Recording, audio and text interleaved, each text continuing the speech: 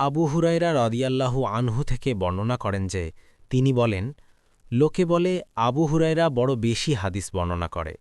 জেনে রাখো, কিতাবে দুটি আয়াত যদি না থাকত তবে আমি একটি হাদিসও বর্ণনা করতাম না। এরপর তিনি তিলাওয়াত করলেন, ইন্নাল্লাযীনা ইয়াকতুমুনা মা আনজালনা মিনাল বাইয়িনাতি ওয়াল হুদা মিন বাদি মা বায়্যান্নাহু লিন-নাসি ফিল কিতাবি উলাইকা ইয়ালআনুহুমুল্লাহ ওয়া ইয়ালআনুহুমুন নাঈনুনা ইল্লাল্লাযীনা তাবু ওয়া আসলাহু ওয়া বায়্যানু ফাউলাইকা আতুবু আলাইহিম ওয়া আনাত তাওয়াবুর রাহিম। আমি সেসব স্পষ্ট নিদর্শন ও পথ নির্দেশ অবতীর্ণ করেছি মানুষের জন্য কিতাবে তা স্পষ্টভাবে ব্যক্ত করার পরও যারা তা গোপন রাখে, আল্লাহ তাদেরকে লানত দেন এবং অভিশাপকারীগণও তাদেরকে অভিশাপ দেয়। কিন্তু যারা তওবা করে এবং নিজ দিগকে সংশোধন আর সত্যকে সুস্পষ্টভাবে ব্যক্ত করে, ওরাই তারা যাদের প্রতি আমি ক্ষমাশীল, পরম দয়ালু।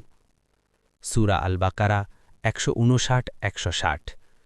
প্রকৃত ঘটনা এই যে আমার মুহাজির ভাইরা বাজারে কেনাবেচায় এবং আমার আনসার ভাইরা জমা জমির কাজে মশগুল থাকত, আর আবু হুরায়রা রাদিয়াল্লাহু আনহু খেয়ে না খেয়ে তুষ্ট থেকে রাসূলুল্লাহ সাল্লাল্লাহু আলাইহি ওয়াসাল্লামের সঙ্গে লেগে থাকত।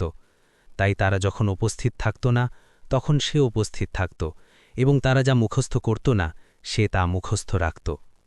সহিহ বুখারী হাদিস নম্বর ১১৯।